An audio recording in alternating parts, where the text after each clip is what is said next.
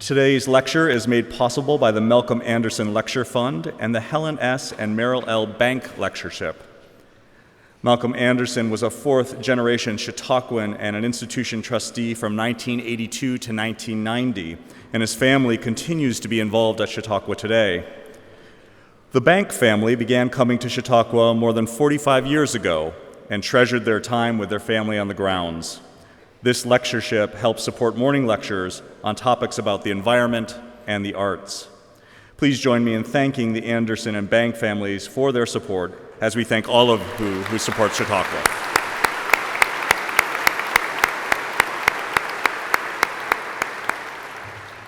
This morning, before I introduce the first of our two speakers, I'm also pleased to welcome Laura Hogan, the Chief Enterprise Operations Officer for National Geographic, who would like to speak briefly to our long-term partnership between Chautauqua and Nat Geo, and a little bit more about the Emerging Explorers program, which has brought Asha and Thandiwe together and to Chautauqua today. Please welcome Laura.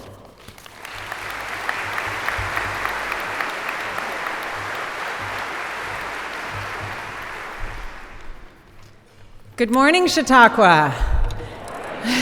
Thank you, Michael. My name is Laura Hogan, and I'm from the National Geographic Society, and thank you so much for having us here this week. The National Geographic Society has partnered with Chautauqua Institution for 6 summers with the goal of bringing our explorers to this incredibly special place to share their stories and hopefully inspire you to make real impact on the world. Beginning under Tom Becker's leadership and continuing now with Michael Hill, this is an incredibly rewarding partnership for the Society because the people who care about Chautauqua are people who care about lifelong learning, understanding our world, and exploration, qualities that are completely in line with our mission. On behalf of my colleagues directing this opportunity, Glennis Breen and Liz Newman, we want to thank the Chautauqua community for having us here this week and for continuing to support this partnership. We also want to thank the entire Chautauqua staff who helped pull this all together, and especially Matt Ewalt and Shira Babcock, who bring our plans into reality. Both of our institutions care passionately about sharing knowledge in meaningful and inspiring ways, tapping into individuals who are passionate and talented storytellers to spark change. Since we were here with you last summer, we've explored, protected, inspired, educated, and connected. In 2016 alone, National Geographic explorer Enrique Sala helped protect more than 1.2 million square kilometers of oceans through our work with the Pristine Seas Initiative. Thank you. We've walked 3,000 kilometers on the Silk Road with our explorer Paul Salopek and added hundreds of images to photographer Joel Sartori's photo arc, documenting a total of 6,400 species so far. But the threat to our planet's wildlife and natural world are increasing every day. From the exploding global population, to the effects of climate change, to growing geopolitical tensions and polarization. Amidst this divisiveness, National Geographic's mission and role in society is growing more urgent by the minute. National Geographic has been on the side of the planet since 1888, and we're not stopping now. We have the organization, the legacy, and the sense of purpose to stay focused and push forward. And we have a secret weapon, our explorers. The most dedicated, amazing minds in science, research, exploration, and storytelling on the planet. This week, we have a terrific group of our explorers. You've met Brian Scarry and Lee Berger. Weren't they fabulous? I mean, seriously. And I'm especially excited to tee up today's team, a double dose of young female explorers who are both named in 2016 as National Geographic Emerging Explorers.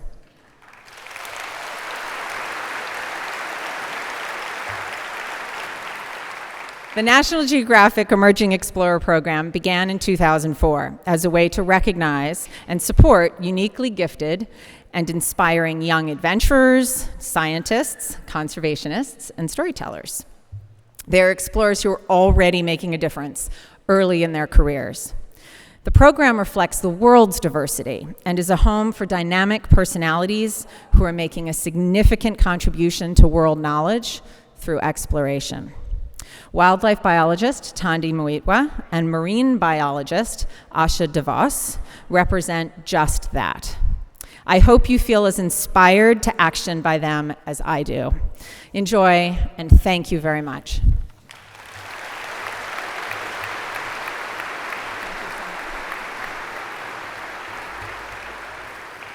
Thank you, Laura.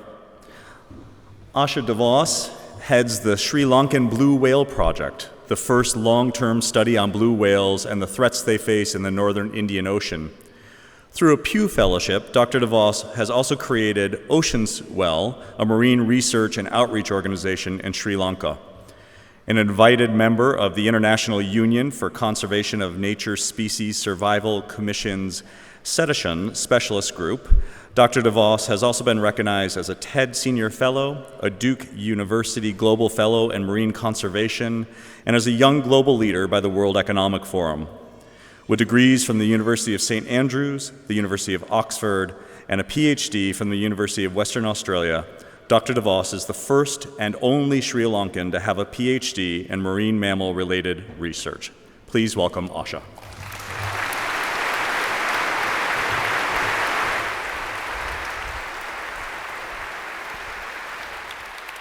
Thank you. Good morning, everybody. It's such a privilege to be here today. This incredible space. I have to admit, I didn't know what to expect when I turned up in Chautauqua, but it's been an incredible week for all of us. I've had the privilege of sitting in the audience, listening to my friends, Lee and Brian, tell their stories. And the most notable thing about their talks in some ways is the engagement of the audience here. I think it's amazing. You are all excited and enthusiastic and curious about what we have to share. And as a speaker, I can tell you that that is an incredible gift. It's like half the battle won for us. So thank you so much to begin. Also, I've had the privilege of enjoying your 4th of July celebrations last night, which were fabulous. Great experience for someone coming from outside. And I have to also point out that the chocolate cake at lunch, Matt, is excellent. So today I'm here to share my stories, my explorations, and a bit about my work with this unique population of blue whales that lives in the northern Indian Ocean. And just like Brian started off with a picture of himself as a child, my beginnings were also very earlier on. This was my first attempt at saving sea mammals. An anatomically perfectly accurate blue whale with red lipstick and sharp teeth. You'll be happy to know that I have learned a few things along the way, and I know for a fact that that's not accurate, but the passion hasn't stopped, and it's nice to think that that dream that I had as a 5-year-old has carried me on to today, so I can stand up here and tell you a bit about what I have actually achieved, apart from knowing that they don't look like that. So to start to take you on my adventure, I'm going to ask you to oblige me and get on a plane and take a journey to the other side of the globe. I'm going to take you to this beautiful tropical paradise island called Sri Lanka, which is located in the heart of the northern Indian Ocean. It took me over 30 hours, Lee, I'm not far behind. It took me over 30 hours to get here on Sunday night, and I'm taking that same journey back home. So if anyone wants to join me, it'll make the task a lot easier. And I can guarantee it is a beautiful tropical island. If that's not going to entice you, I don't know what will.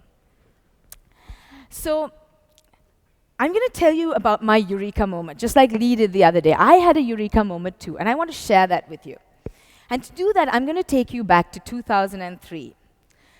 At that time, I was working on a whale research vessel that was circumnavigating the globe, And it belonged to the famed scientist Roger Payne, who is one of the discoverers of humpback whale song. And I didn't circumnavigate the globe, but I did have the privilege of working with them in the Maldives and in Sri Lanka. And we were basically, on that expedition, we were tracking sperm whales acoustically. So we were dropping underwater microphones called hydrophones into the water, listening for sperm whales, tracking them, finding them. And when we did, we'd take little biopsy samples of skin and blubber so we could understand the toxicology of the ocean environment. So on this particular day in 2003, that's of importance to this story, it was a beautiful, flat, calm day. Not a drop of wind, not a ripple on the surface. It was absolutely sweltering hot. And because expeditions like this are so expensive, we try to collect as much data as we can. So during daylight hours, we have an observer on deck who can look out for signs of life and take down any kinds of data, notes that we can possibly get. It just so happened that on this particular day, we were sailing off the southeast coast of Sri Lanka, and I was the observer on board. So I was standing up there, looking out for these sperm whales that we had been tracking over 24 hours acoustically. I knew what I was looking for because I'd been tracking them for a few weeks by this point. So it was a low, bushy blow slanted off onto the left-hand side. That's what I was looking for. If any of you have seen sperm whales or seen pictures of them, you'll know that they're these slightly strangely shaped animals with weird rectangular heads. What you should know is that that is the biggest nose in the animal kingdom, which is interesting, right? And the reason that their exhalation slants off to the left-hand side is because they have one blowhole, and it's only located on the left-hand side of their heads. So this makes it a little bit easy for researchers like myself spending time on the water, because if it's a good day, we can actually identify the species from a distance based on the blow. So I was looking out for these animals, and because we were listening to them, I could hear them through the loudspeakers in the pilot house, and the sound was emanating through the floorboards up into the observer deck where I was standing. I could hear them. I knew they were somewhere close. And I stared out into the horizon, and I searched, and I searched, and I searched, and that's when I saw this. This was not a sperm whale. This was a tall, powerful vertical blow that I saw off in the distance, and I knew immediately that it belonged to a giant of an animal that had hugely powerful lungs. At that point, I got really excited. I grabbed the walkie-talkie. I called down to my captain, and I said, "Bob, we have to go." And he goes, "Okay." And I say, 11 o'clock, 2 kilometers, move. And he says, "Why?" And I'm like, "I think it's a blue whale." And he says, "Okay then." So he turns the boat, and we start going in this direction. And then I start to panic. Because, scientific expeditions are they're usually pre-planned. We have particular routes we take. We have certain missions that we have to accomplish before the end of the time. And here I was, the deckhand, saying, "We need to go this way." So anyway, he obliged kindly. And we start moving in the direction of this blow. And I'm staring. So at this point, now my biggest worry is that I'm going to lose sight of this animal, and people are going to think I imagined it. So I'm standing on deck with the sun streaming in my eyes, the wind blowing in my eyes. I'm trying not to blink. My eyes are tearing. I'm staring out there, like trying not to lose this sighting. And then I start to think I'm losing my mind. Because instead of one blue whale, I was seeing 6 blue whales in an area the size of a soccer pitch. Now remember, these are the largest animals that have ever roamed the planet. 70% of our planet is ocean. Yet, there was a bunch of them choosing to aggregate and hang out pretty much one on top of the other in a tiny part of the ocean in warm tropical waters. So of course, I was trying to figure out, okay, what is happening? What's going on? I'm fresh out of undergrad, so I'm full of knowledge, and I'm reflecting, and I'm thinking, oh my gosh, what did my professors and my textbooks say? And then I remembered. They said, large whales like blue whales, undertake long-range migrations between cold feeding areas and warm breeding and calving areas. So I'm thinking, this is amazing. Sri Lanka is 5 degrees above the equator. It's as warm as tropical as you can get. So obviously these animals are mating and having babies. And I was so excited because I was convinced my eureka moment was going to be me, the first person on the planet to ever watch blue whales mating. Who doesn't want to be that person, right? So I'm super psyched. I'm encouraging us to go faster. We can't go much faster. It's a sailboat. But I'm still saying, let's go faster. And we get to this point. We're getting closer and closer and closer. And then we get there. And it's not at all what you expect. There's no hanky-panky going on. There's no babies being born. In fact, apart from the fact that it's spectacular because there's 6 blue whales in this small area, they're not doing much. They're just lolling at the surface. One of them dives, comes back up. So now we're standing there and I'm thinking, oh my gosh, I've just changed our focus of research and nothing is going on. So I say, Bob, can we maybe hang out here for like half an hour, like hoping something will come of this? And I'm sure glad I did, because this is what I saw next. This, ladies and gentlemen, is a pile of blue whale poop. Exactly. Marvel for a moment. How incredibly beautiful is it, right? And if you, I say this is the most beautiful poop in the animal kingdom, and if you want to challenge me, feel free, but send me evidence. Very important. But it's bright red in color because they feed on tiny shrimp-like creatures. But the reason I got more excited when I saw this was because when you see poop, it means that an animal is feeding close by. But remember what I told you. Large whales like blue whales undertake long-range migrations between cold feeding areas and warm breeding and calving areas. And we're in the tropics. And this was my eureka moment. Because I realized that for whatever reason, a population of the largest animal that had ever roamed the planet had figured out how to feed in a part of the world that we were not expecting them to be. They were breaking the stereotypes that we had built for this species. They were doing their own thing. And that's what set me off on this path to discover and learn more about this unique population of blue whales in the northern Indian Ocean. And it also gave me the title of a person with one of the worst jobs in science. There you go.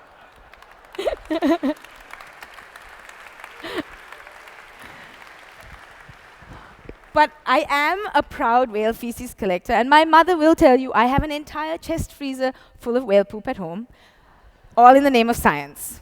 All in the name of science.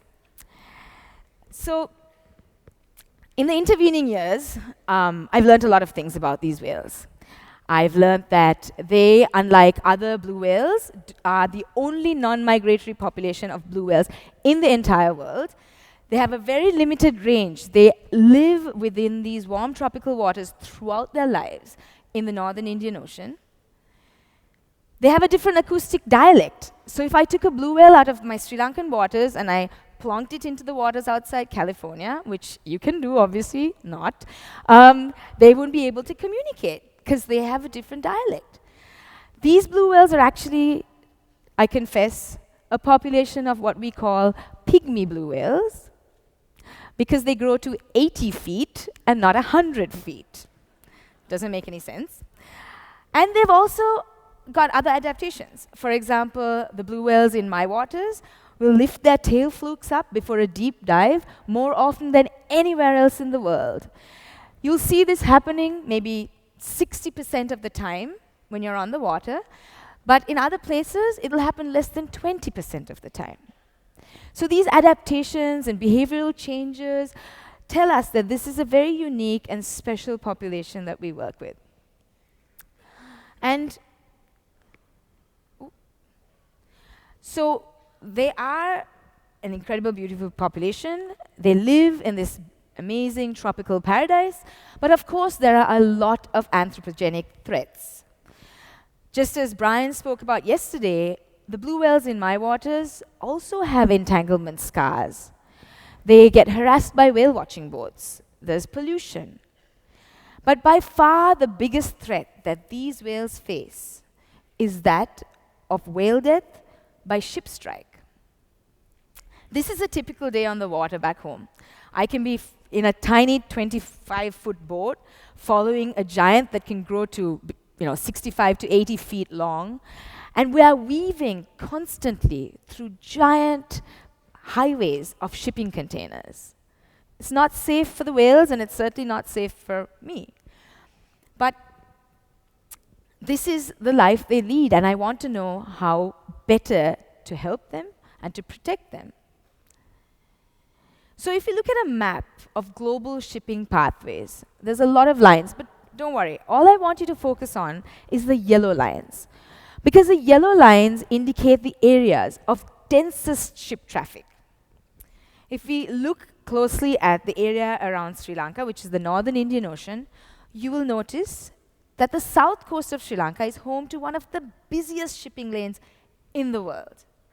It's the main artery through the Indian Ocean. Basically, everything from places like Singapore to Dubai traverse through these waters.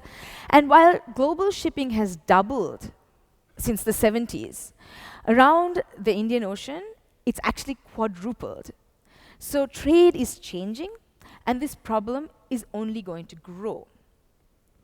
If we zoom in a little bit closer and I show you just some of the data we've been collecting, science data we collect, the red lines are real ship movements, data of real ship movements. The redder it is, the more dense that pathway is, that highway. And then the black dots are sightings of blue whales that we have collected over the years of being on the water.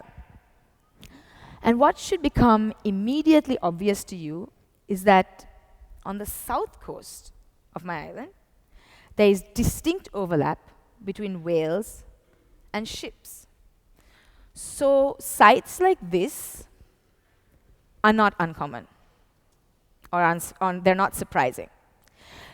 This is a blue whale that came into the main harbor in Sri Lanka wrapped on the bow of a container ship. It's 65 feet, by the way. We know it died on impact because it was a fresh carcass that showed signs of internal hemorrhaging.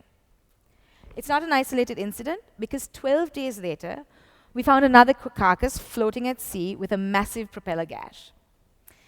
Evidence of this nature is rare to come by because oftentimes the carcasses will sink or they'll get pushed offshore.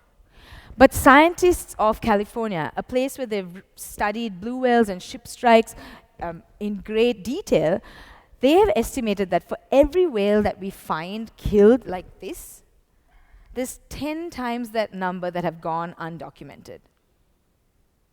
So it is a problem. It's a real problem for these whales, but also it's a real problem for whales in all our ocean basins. The good news, and there is good news, is that it's actually, for a change, a resolvable problem.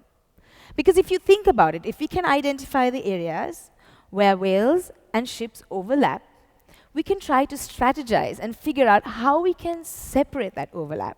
So the whales, we can live in harmony with these species that live in our oceans. Through my science, one of the things that I've been able to show, and what I'm pushing with the government, is that 90% of the ship traffic that use those major highways are not stopping in Sri Lanka. So if we shift the shipping lanes, say 20 nautical miles offshore, we're going to be able to reduce this problem by about 90%. And on top of that, we're not just saving whales, we're actually creating a safer environment for the small boat fishermen that use our waters, and also reducing the amount of ship-based marine pollution that comes into the island. So it's actually a huge win. And the 10% that has to come into shore, well, if we ask them to slow down over certain areas that we know are critical to the survival of these whales, feeding areas, for example, we can also have a positive impact. At the end of the day, ship strike is all of our fault. 90% of everything is shipped. We are all to blame. But the key thing is, we don't only have to be part of the problem, we can also be part of the solution. So as you can imagine, in my line of work, I have the special privilege of spending a lot of time side by side with the largest animal that has ever lived on our planet. And it is indeed a really special privilege. So one of the other things I do, because people constantly ask me, so how many whales do you have in your waters? And that's a great question. And in order to understand that, or to answer that, I turn to a very simple technique called photo identification. Essentially, photo identification requires a camera and someone to take photographs of certain parts of a whale. Now, this is something that all of you can do. You can all become scientists, because whenever you go whale watching, if you see a whale, take photographs and find out who the local researcher is who might need those photographs to help answer a range of questions, including how many animals use those waters. So we take pictures of the tail fluke and the dorsal flanks, either side of the animal, and then we look for characteristic markings. Just like our thumbprints, they have permanent scar patterns, mottling patterns that we can use to re-identify individuals. It's an exciting game, honestly. I love doing it. It's like being Sherlock Holmes. But I'm going to share with you just my last story. I want to share with you the power of this tool and introduce you to a person, or sorry, he's not a person, it's a whale, but they're like people to me, who I would call a great ambassador to this population. Back in 2011, I was on a documentary film shoot of the northeast coast of Sri Lanka. And I went out and I was taking a range of photographs of whales for my purposes, scientific purposes. And I happened to take a picture of this whale. What you will notice from this immediately is probably the beautiful heart-shaped white scar on the bottom side of the tail fluke. So typically we look for 3 characteristic markings so that we can make sure we're identifying and re-identifying the same individual. And this guy does have 3 markings. There's a notch out of the top right, and on the top left there's also a few pieces taken out. So we use those 3 markings to make sure that we're seeing the same individual over and over again. But as soon as I took this photograph, I knew I had seen this whale somewhere else. And I was trying to figure out where, and I realized, now this is back in 2011. I had started research in 2008, before which basically there had been 2 scientific papers written about these blue whales. Nothing else before I started this project. So in a way that was good, because I didn't have to trawl through a lot of literature. There were 2 papers. I took one out, I looked at it, and there was one where they published a few photographs of whales that had been seen in 1984. And that's what I found. It's amazing, right? 27 years later, I'm seeing the same whale in these waters. This makes this whale the oldest known blue whale in our waters, in the northern Indian Ocean, which is incredible, considering how simple that technique is. What's even cooler, that I think, is, like I said, I took this picture of the northeast coast of the island, and the place where I saw it was less than 10 kilometers away from where it was originally seen over 2 consecutive days in 1984. So I don't know what this whale did in the intervening years. It might have gone off on a jolly holiday, fair enough, or it might have hung out there for the 27-year period. But the point is, using this tool, we can not only find out how many individuals are in our population by identifying and re-identifying them, but we can also look at things like demographics, like how old are these whales? Who are these whales? We can give them personalities based on what we find out through this science. And also, we can look at areas, we can understand site fidelity, we can look at areas that are important to these species, so we can actually focus our conservation efforts better to make a difference. As you can imagine, this whale has become a bit of an ambassador for my project, for the blue whales in this ocean. And because of this beautiful heart-shaped mark, I named it Whalentine. And thank you.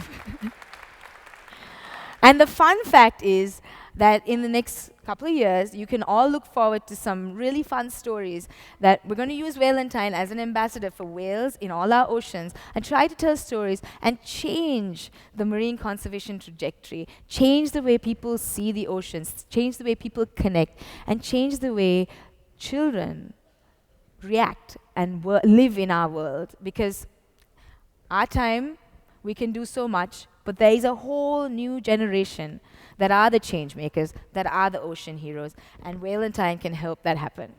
So with that, I want to say thank you very much. If you have any questions, I will be available for the Q&A afterwards. Thank you.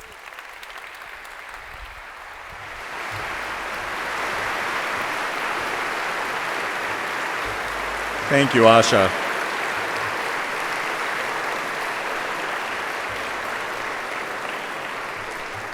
We're also pleased to welcome Thandiwe Mweetwa, a senior ecologist at Zambia Carnivore Program, where she serves as manager of the organization's Conservation Education Program. The ZCP aims to save lions and wild dogs and to protect the local ecosystem through applied research and community-based conservation. With support from National Geographic's Big Cats initiative, she's also started a training program for Zambian young women wishing to pursue careers in wildlife conservation.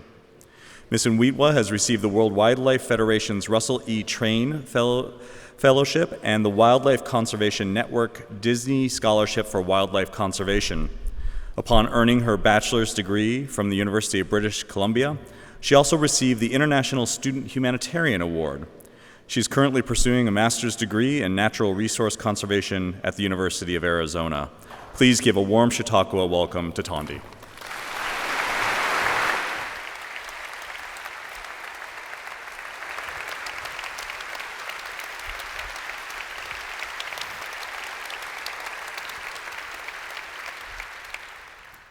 Thank you very much for your warm welcome, and it's been amazing being here. I come from a really hot place, and so I've been told this weather is the best it's been in the past week, so I'm very excited to be here during this time.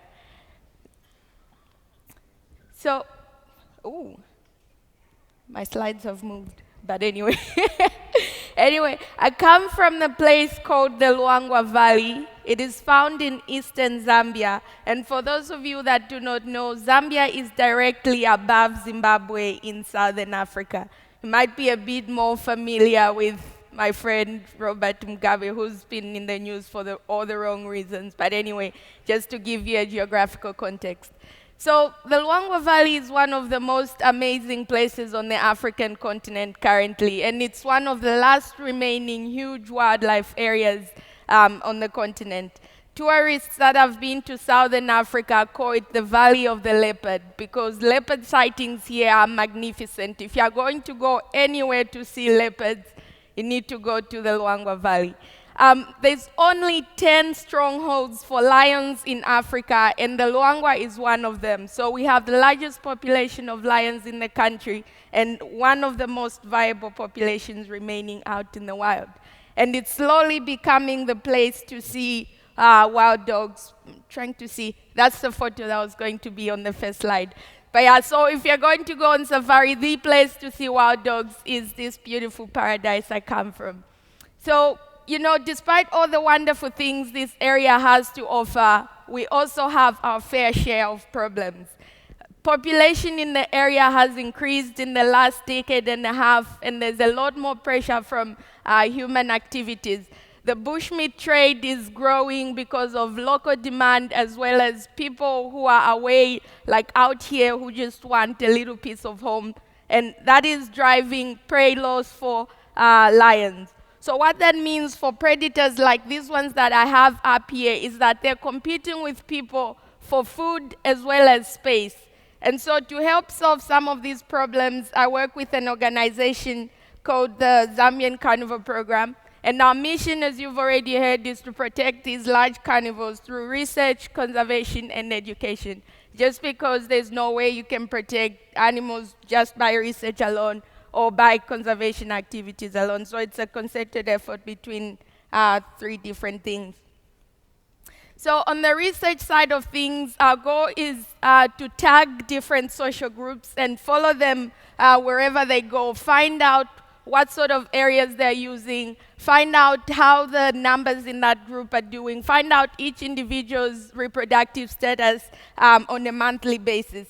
And so to do that, we use the help of radio collars.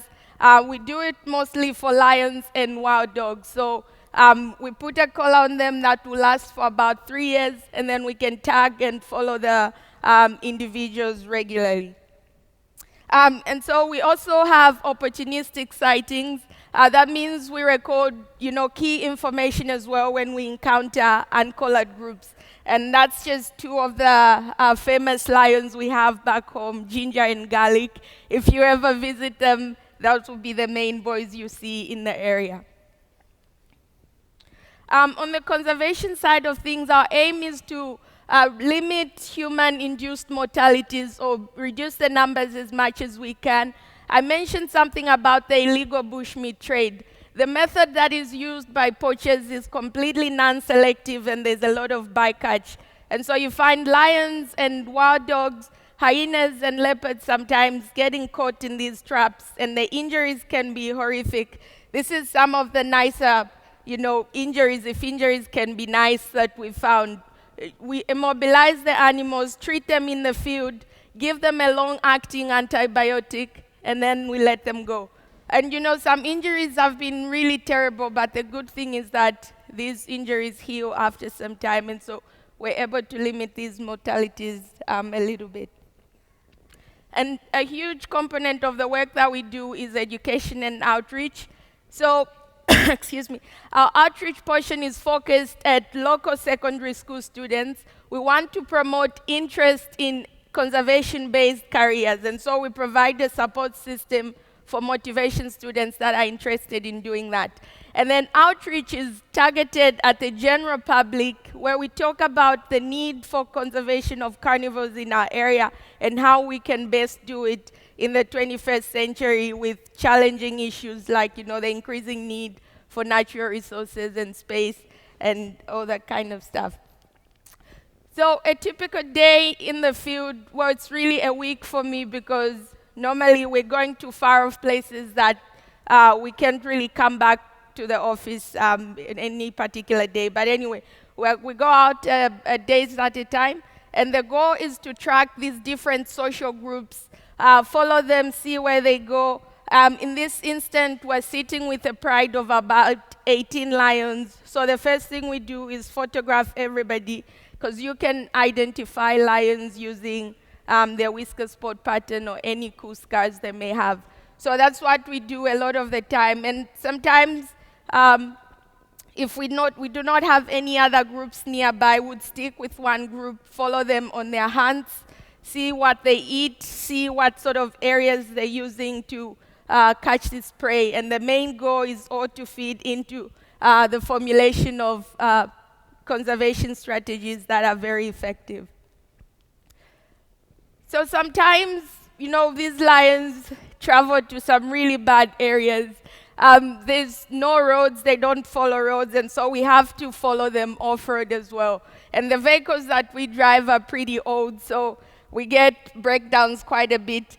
This was this was early last week, and we had a busted brake line, so we had to get under there, seize that up, and then continue on the journey. So we become bush mechanics as well, in the incidents that it's a nice and easy problem to fix.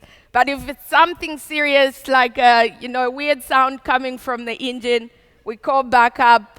They come back, they come to us in one of our other old Land Rovers. They sort the problem out. A lot of the time we're able to go on, and sometimes we have to be towed back to camp. But anyway, it's sort of all in a day's work. And so a lot of the times we're going to these very difficult, hard-to-reach places. And, the conditions in the valley are really hot. Sometimes humidity is at 100%. It's hard to breathe. It's basically a harsh environment. But, sightings like these ones up here make all that hard work almost seem like nothing. It makes it all worth it. This little guy we found with a pride of There was supposed to be 20 lions that we were supposed to find, but we followed them off-road for a long time. We went through really thick bushes, and when we eventually found them, there was only 3 lionesses there. It was a bit disappointing because we were expecting a whole entire super pride of 20 plus individuals. So we're sort of thinking, oh yeah, anyway, too bad, it's good still that the members are still here. And then this little guy walked out. It was just the most amazing experience for us, and we completely forgot about how tired we were and how uncomfortable we were in these really thick bushes. It was wonderful to see him because it's a sign that these females were secluded because they had young cubs, and this guy was a bit too young to be reintroduced to the pride. So when I go back home, I look forward to seeing how many other cousins and sisters he has. And so, yeah, part of my work every week is involved with education work. We do different field-based science projects with these students. In this case, we're doing a prey diversity study looking at different prey species that lions have available in different types of habitats. And we're doing this with the help of trail cameras. And so the importance of this work is that it gives students hands-on experience with wildlife research, and if they want to pursue these careers later on, great, we'll provide a support system for them. If they do not want, if they want to be like lawyers or teachers, that's also good, but we're hoping that they become more environmentally conscious individuals. So I've spent about 8 years with the Zambian Carnival program, and during this time, I've learned amazing things. I've had the wonderful time of working with an amazing group of people and also learning just wonderful things with regards to wildlife research and how best to do it in the face of challenging issues. But what I've learned during this time also is that a lot of the problems that our environments are facing do not just stay stagnant in the same way. They are constantly evolving. We're in the process of coming to grips with some of the issues that lions face, but then at the same time, there's new problems coming in. So this dog up here is a wild dog that had been caught in a poacher's snare. It looks pretty gruesome. It's a very bad picture, and this happens to a lot of dogs in the area. But the ones that we're able to get to, at least they're treated, and they're able to survive. So, we're still dealing with this issue, but in the area that I live recently, we're also having to do with a new emerging problem. And one of them is, well, there's several problems, and one of them that I'm just going to talk about today is in the increase of human-lion conflict due to more livestock moving into the area. So I have this photo here of a tsetse. For people that have been on safari, you may have had an encounter with these nasty insects. And these nasty insects are really annoying. They're the worst thing that will happen to you on safari most of the time. And the worst thing about them is not the fact that they suck your blood out. It's because they have a really sharp bite that will make you want to jump out of your skin, really, because it's just that sharp. And in addition to that, they are also really hard to kill. You smack it like you would do a mosquito, it will simply fly off and come back for another bite. So they're really, really nasty. The only way to kill them is to grab it and pull its head off. But anyway, it sounds gruesome, but if you were bit by a tsetse, you understand that feeling. Anyway, the reason I have a photo of the tsetse up here is it represents the emerging problem that we're facing in the valley. A long time ago, there used to be a lot of these tsetse. There was plentiful, and they transmit a disease called trips to livestock, and so it was almost impossible to keep livestock in the valley. That was okay because it kept all the human-lion conflict to the minimum. It wasn't as bad as you'd see in East Africa, for example. That wasn't a problem we had to deal with. But over the years, human-induced change to the habitat has meant that these tsetse do not have as many areas to live as they used to. So numbers are declining, and there have been government efforts to eradicate these species because they're nasty for tourists when they come to visit. And that has also contributed to the decline in the number of sassaflies. The fact that sassaflies are not in the valley anymore in the numbers they used to exist means that people can come in from the plateau, come in with their livestock searching for greener pastures. And suddenly we're dealing with an issue that we never had to deal with before. There's people whose livestock is being taken by lions, and these people, sooner or later they're going to start poisoning these big prides of lions that we have in the area.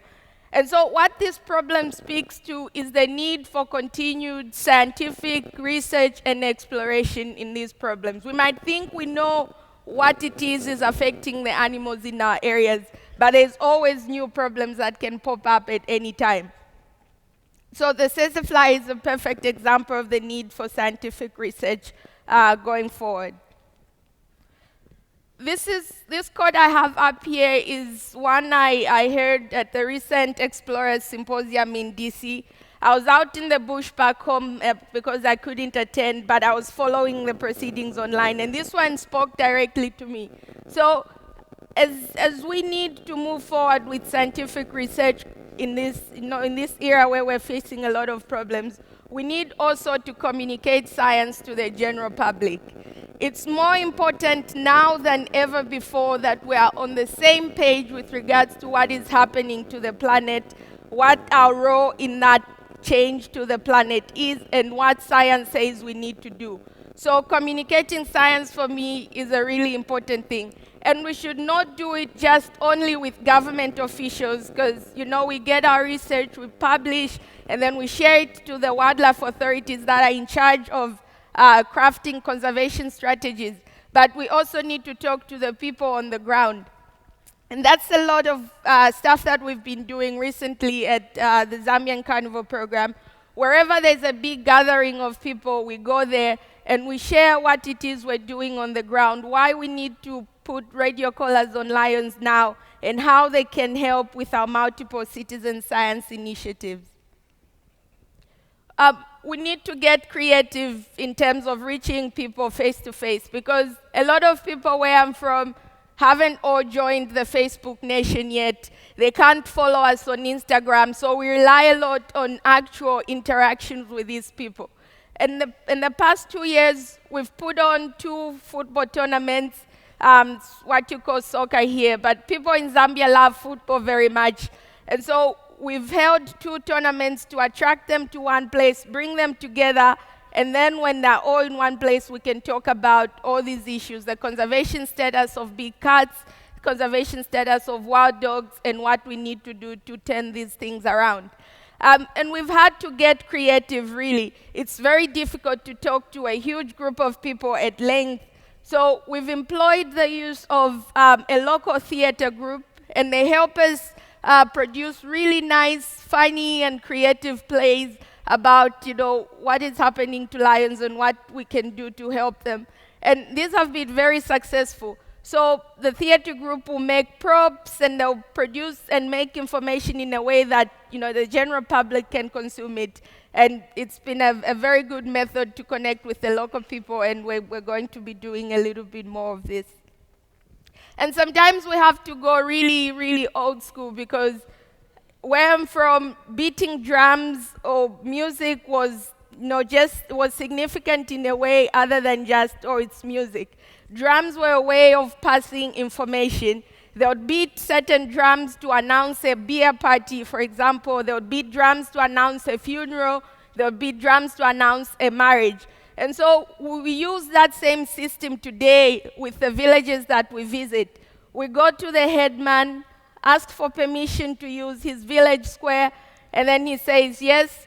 The drama group that we work with goes over there, plays some music, and they start dancing. The villagers also come in just to see what's going on. They also join in the dancing. Everybody's happy, and we're all feeling good, because it's hard to find anybody who doesn't like song and music. And what that does is it helps us have more honest discussions. It helps us create links and relationships with these people. We've danced together for 2 songs. We can be more honest with each other about how hard or how easy or how amazing it is to live with lions. We can talk to them about what they would like to see done in the area to make their lives better. And so it's just a sign that, you need to think of all the different ways that can work to pass your message. And yeah, a good old dance party is one of them. It worked back then, it still works today, and there's no need to fix what's not broken. And so I'm just going to talk a little bit about going forward, in addition to scientific research and exploration, what can we do to make conservation a success in the 21st century? A big thing that will make conservation efforts really successful is to invest in people living with wildlife. Where I come from, there's very few wildlife biologists that are indigenous to the area. And our goal is to increase this number such that going forward, there will be people that will be able to say, okay, this is what we can do to make things better. This is what we can do to improve lives for people and both wildlife in this area. And so this is part of our program that we do with secondary school kids. I took this photo a couple of years ago, and the people up top speak to everything we're trying to achieve with this program. The guy in yellow is called Stanley. The guy is standing up is Benny, and the little guy with the binos is Samson. So these people, I've worked with them from years back, and it's really good for me to see where they are now. Stanley is a student of vet medicine at the University of Zambia, and his goal is to become a wildlife biologist, working for lions, working for wild dogs in our area. Samson, that was the little kid with the binos. His goal is to become a filmmaker, the very first wildlife filmmaker born and bred in the Luangwa Valley, who's going to tell the stories of our people and our wildlife, where we've been and where we're hoping to go. He's currently in Cape Town training how to become a wildlife filmmaker. And then Benny is working with us in the valley, doing wonderful things, helping injured animals, communicating science on a regular basis to the people we live with. Another thing that's important to conservation in the 21st century, we heard Brian talk about it yesterday, and this is the issue of reconnecting people back to nature. We've lost this connection in a way because I don't know what happened along the way, but historically we've always had a very big connection with nature. Our names, our songs, our moral stories all are derived from things with nature, either animals, trees, springs, and really cool natural landmarks.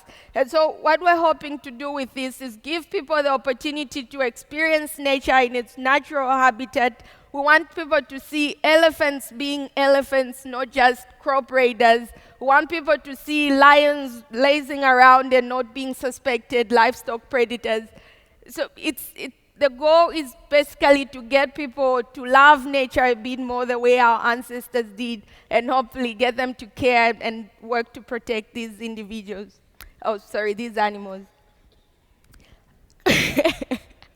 Anyway, this one is really important to me going forward, and I think it's important to all of us. We've all agreed and we've all heard from multiple speakers that a lot of the problems that wildlife faces nowadays is anthropogenic in nature, meaning we're causing a lot of the problems. And because of that, it's very easy to point fingers and say, you're doing this, you're doing this, you're doing this. But at the end of the day, what I've seen where I work, that is not going to achieve anything. This is a farmer, a livestock farmer who moved to the valley a few years ago, and he came to one of our outreach events, and he was talking about how he'd lost about 4 cows the year before to lions. We could have easily been like, yeah, why did you come to the valley with your cows? You were basically asking for it, so yeah, go away. But what we needed to remember is that this man is human just like the rest of us. He was basically trying to do the best he can for his family and himself. So going forward, conservation should be a bit more inclusive, a bit more compassionate, more empathy even to the people we recognize as the culprits and the troublemakers, because we're going to be more successful. What finger pointing does is risk alienating people, and we do not have the luxury to alienate people at the moment. Thank you very much. Thank So I'm just going to play a little video to end my presentation. It's nothing that is going to win awards like Brian's work, but I'm playing it more for the sound. Hopefully it will play and won't blow anybody's eardrums off.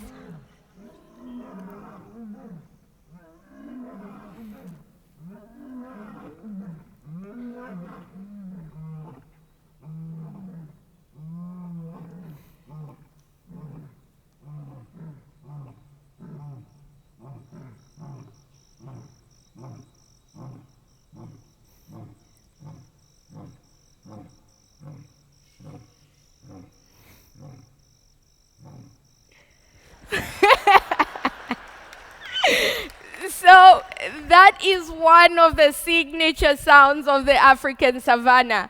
If a lion was roaring, you know, like from that distance, you'd not only hear the sound, but you'd also feel it. You'd feel it on the ground, you'd feel it in your chest, because the roar is just that powerful. This is what we stand to lose by 2050 if we do not increase scientific exploration, we do not increase collaboration in science, we do not make conservation more inclusive. These are animals that I saw earlier this year, just when we started work again in the wet season. But you know, the roar of a lion speaks to people beyond the borders of the African continent. They resonate with everybody. People have had campaigns to make them a World Heritage species, the way Machu Picchu is a World Heritage site. So it's a collective global responsibility we have to protect some of these species because they resonate with a lot of us here. I'm just going to end by saying there's a lot of doom and gloom in conservation. There's a lot of negative stories, not as many success stories, and it's very easy to get depressed. It's very easy to lose hope and saying, okay, things are just going to go downhill from here. But what I believe is that as human beings, we've got immense capacity for positive change. And nature, as we saw from past presentations, is very resilient, and it can come back when we give it a chance. Thank you.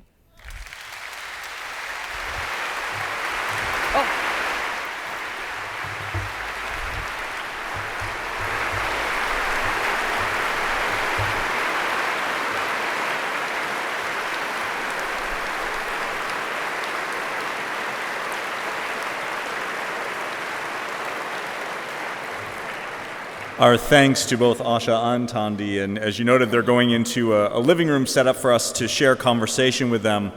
For those Chautauquans that need to leave for other programming, we'd ask you to do so as quietly as possible so that we can continue today's program. In addition to accepting questions from our amphitheater audience, you can also join the conversation on Twitter with the hashtag CHQ2017.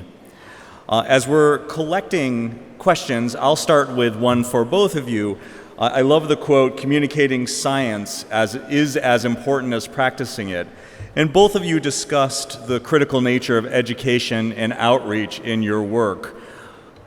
Does that come natural to you? How much time do you spend in advocacy versus what we would think of in the traditional time in the field as scientist? And as you went into this career choice, did you expect that you would have to also have public relations and advocacy skills in addition to scientific skills? And either of you can start first. So from my point of view, I would say, I don't know if I planned for it. It sort of happened quite naturally when I did my first documentary, and then it took off. And I realized that, you know, I maybe had some ability to communicate science in a way that made it exciting and interesting and engaging.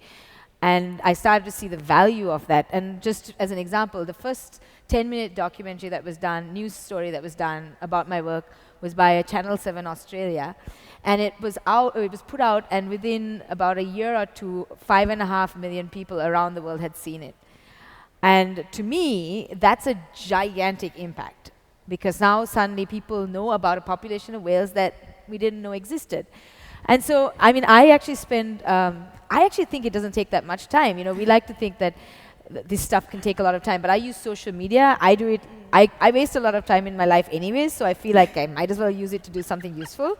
So in 5 minutes, I can put up an Instagram post or a Facebook post or whatever, and I try to engage as much as possible, apart from the big scale documentaries and stuff that I do. So, yeah, I didn't really think I'd have to communicate a lot when I was going into this field. I was going in for the free safaris and, the wildlife experience.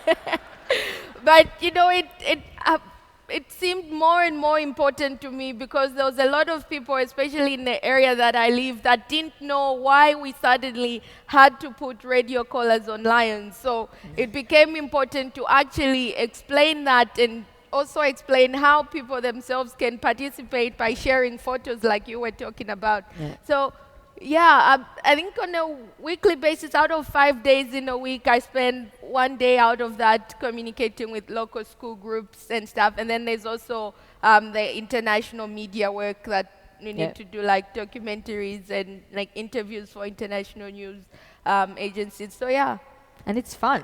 It's really fun. And I think, I don't know if you feel the same way, but I certainly feel that part of the reason I hadn't thought about it as a thing that I would have to do is because academia basically only prepares you to talk to scientists. Oh, yeah. So, you're never told, you're not encouraged to talk to anyone else. If you talk to lay people or the people in the communities, a lot of times scientists like to think that you're diluting science, which is a misconception. I believe that if you can't communicate to everyone, then actually you should rethink your career. I 100% agree. Just saying. and like Asha is saying about academia is all about big words and, just having the most amazing number of huge words in your paper. But to the common person on the street, most of them mean nothing. And like you say, if you're not communicating to the people that live with these wildlife species, then you're basically not doing your job. So it's now more important than ever to actually communicate with people more and make sure that, there's stories that people will connect to and help your cause. Yeah. So an audience member says, you're both exceptional, but are you as woman the exception in your specific fields? I don't know. I seem to be surrounded by amazing women like this, so I'd like to think there's more of us out there than we care to believe. And Jan, we're working to recruit as many as we can. So at the organization I've worked at, I've been the only female member of the team for years and years. But, luckily with support from National Geographic, we hired one more person on the team to join us. And we're hoping to bring on more people as time goes on. And it's working really well. It's sending a message to other ladies in the community that, this is a viable career option. You might not look as nice and clean like this the whole time, but it's... Most of the time you don't. Yeah, this is the first time I've worn a dress in years, but yeah, it's sending a nice message. I'd definitely like to see a lot more female representation in this career where I'm from. I agree, and I also think it depends on where you come from. Yeah. So, for example, where I come from in Sri Lanka, it's quite a male-driven culture. And early on in my career, I would go for meetings as the only person with the kind of knowledge that I had. And I would sit with government officials, and they would look at me and then turn around and have their discussion. And I always say, they thought I was too young and too female. And I would hope that they will always think I'm too young and too female. I'm flattered by that thought. But it's nice because I think, I think when young women see people like us going out there, and my mission really is to kind of get through as many challenges, burst all these, bubbles and barriers as I possibly can in my life, so I can create the path and make it easier, because it's a no-brainer that everyone, if we don't have inclusivity and equality in terms of what part of the world you come from, what your gender is, we're not going to solve any of our world's problems. And so it is really important.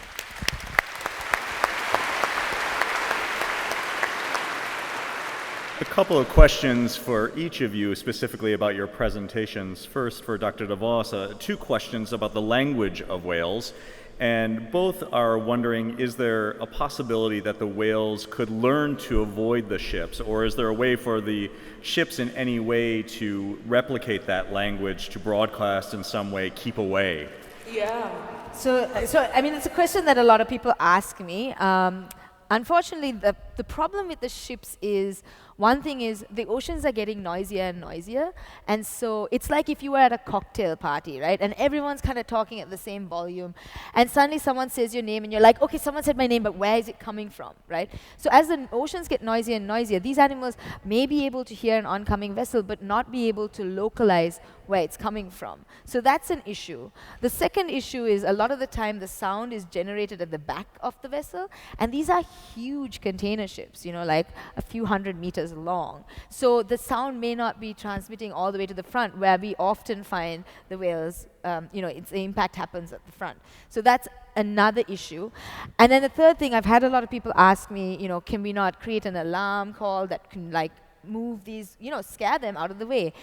Now think about it, Sri Lanka is actually a feeding area, so imagine if you're in the kitchen and you are making your meal and someone comes in and they start beating drums and making lots of noise. You leave the kitchen and you might not want to come back and you might die of starvation.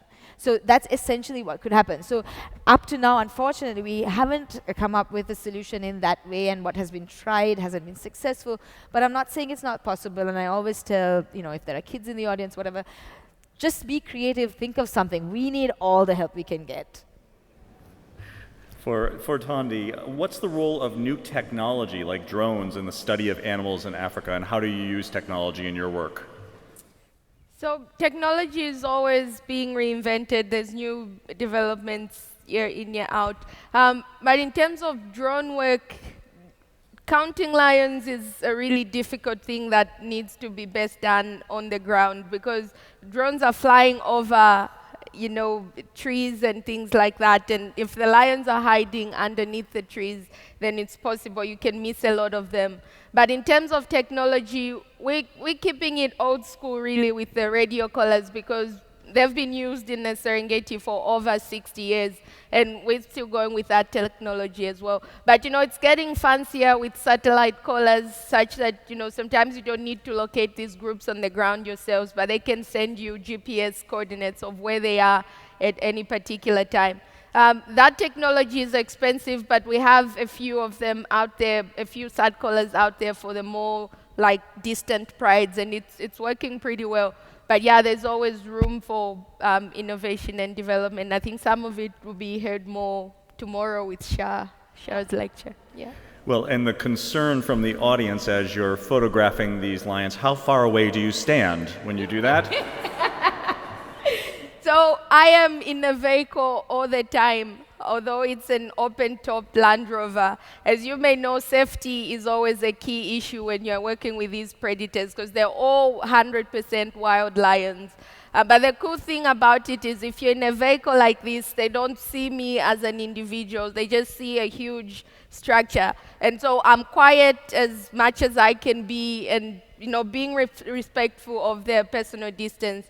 And sometimes we'll approach prides that have never seen vehicles before, and so they'll show me, the lions will show me that, okay, I'm getting too close. The shape of their eyes will change. They'll flick their tail back and forth. They'll look like they're ready to jump, and then I know to back off. So it's pretty safe. It's pretty safe. Asha, for you, what is the biggest unresolved question about blue whales that you'd like to know the answer to? Oh gosh, I'd like to know a whole lot of things. So like I said, we're still at the early stages of trying to figure out, anything about these whales. But, we don't know where they mate. We've never ever, I've still not seen blue whales mating, guys. If anyone has a tip, tell me. I will be out there in a flash. But we don't know where most large whales mate. We don't know where they go to have their calves. There's a lot of things. And you imagine, it's like such a giant creature. It's so hard to miss. But while 70% of the planet is ocean, we've only explored 5% of it. So there's 95% of that space that's like a magical, mystical land that's waiting to be explored. So several folks have commented on how grateful they are that young explorers are continuing the work of those that came before them. And in our last minutes, what advice do you have for young explorers, and can you recommend an explorer program for young children who may want to follow in your footsteps? So I don't know of any programs per se. I would say, number one, follow your dream. It's your life. So if you dream of doing something, listen to people's advice along the way. But remember, it's in the end, you have to live your life. So just go forth. You will come across challenges. Look at them. Remember, challenges are things you can climb over or walk around. They're not like blocks that are just so giant you can never get across. You will have ups and downs. Persistence is probably one of the biggest things, right? Persistence and patience. I mean, my career, it's taken forever to get here. That's how I feel. I just look younger than I am. But it is just, and if you find something you love, it is so easy to do. Like, I wake up every morning and I am like, I'm going to work. And people are like, oh, like so jealous. And I sit on the beach and I tell people I'm working. Like, I can do that. So it's real. Life can be fun. Yeah. And perseverance is a big thing. Hard work is another. If you're going to take or follow a career in wildlife science, you need to get through all the tough science subjects like biology, chemistry, which almost everybody hates, mathematics, which is I agree. which is very boring, but you can get through all that. And what I found worked for me as far back as high school and university is just to pull all the human resource that you have around you. So I went to a Catholic school where group work and group study was a thing. So if I was struggling in mathematics, there's somebody there who can teach me mathematics, and never, ever be embarrassed to ask for help. That is the message I would give to anybody wanting to proceed and follow. Perfect.